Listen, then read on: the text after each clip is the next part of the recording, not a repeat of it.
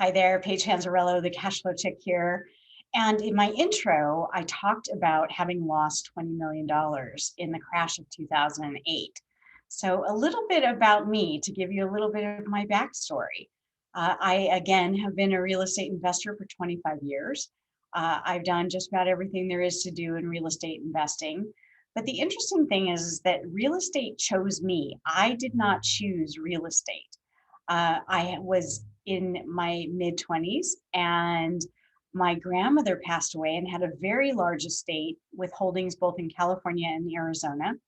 And off I went to Arizona to handle the Arizona properties, knowing nothing about real estate or real estate investing. Those properties were about $4 million in debt. We had 38 townhome units, we had some land, and we had a sewer treatment plant. And so I had to surround myself with people because I knew nothing about real estate or real estate investing. I had to surround myself with people who had the answers to the questions that I needed to ask. And so I was able to work with people and tell them what I wanted to do, and they helped me, which was very fortunate. But I also followed through and I did what I said I was going to do. And within a 3-year period of time, I was able to turn all of that debt into from the red into the black. But I also realized, that we had these kind of.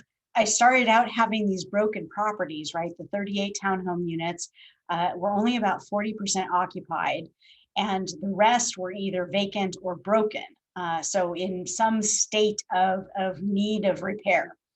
And so I was able to work with the local contractors, and they helped me to bring those units up to speed. And I was able to get them 100% occupied within about 18 months, just shy of 18 months, which was tremendous. And then I realized, and so we were cash flowing those properties.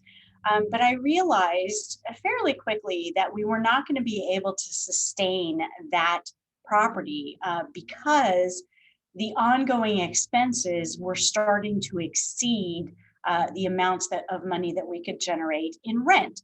And so as a result, I went to my family and I said, I want to sell these units, and then I want to take that money and build on the land.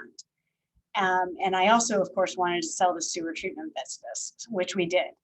Um, Now, my family had no desire to do any building. And so I ended up knowing nothing about corporations or running companies. I bought the corporation from my family and I set off on my own to build on this land.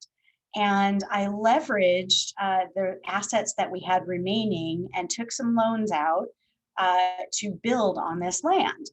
And I designed a project and I hired a contractor.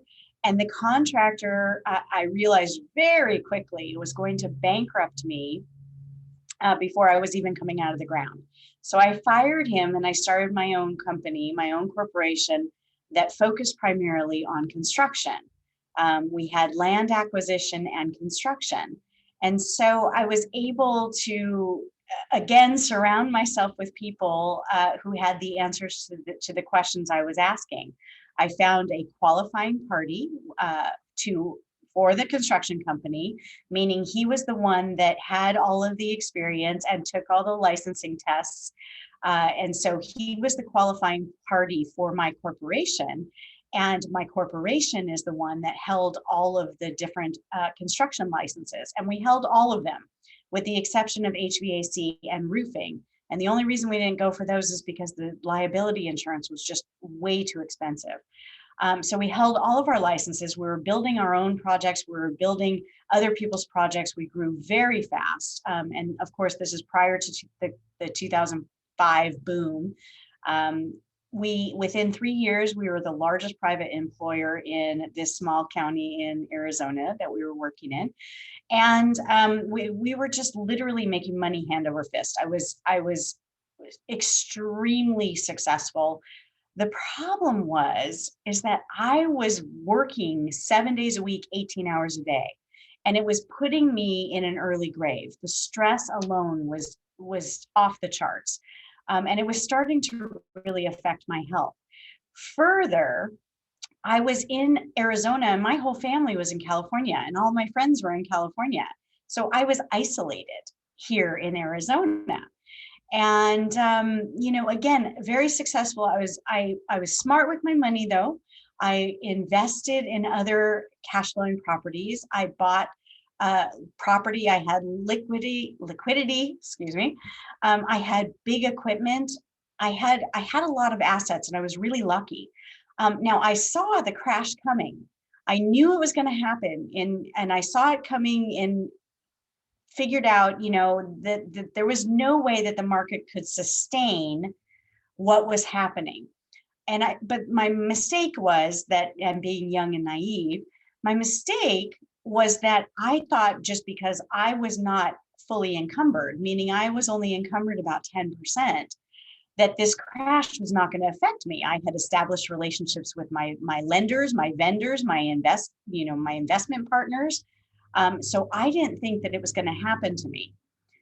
Boy, was I wrong. I was really wrong. The problem was that there were other people who owed me money. And when you're in big construction, you're footing the bill for about 90 days, 90 to 120 days. So you're absorbing all of those costs, and then you're being reimbursed by the project head and whoever hires you as the contractor. Well, I was running at the time, I was running a minimum of $25,000 a week in just payroll, not to mention the supplies to build all these other people's projects. So I was really footing the bill and carrying quite a load.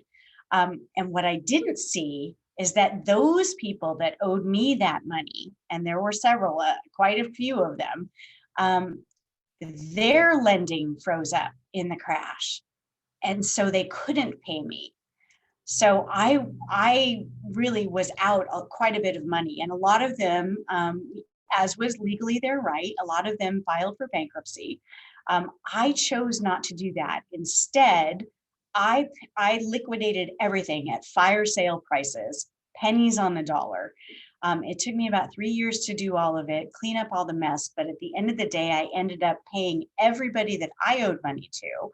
I paid them in full. I did not go down the bankruptcy route, even though I could have. I wanted to be able to sleep at night. I wanted my investors to be made whole. I wanted my vendors to be made whole.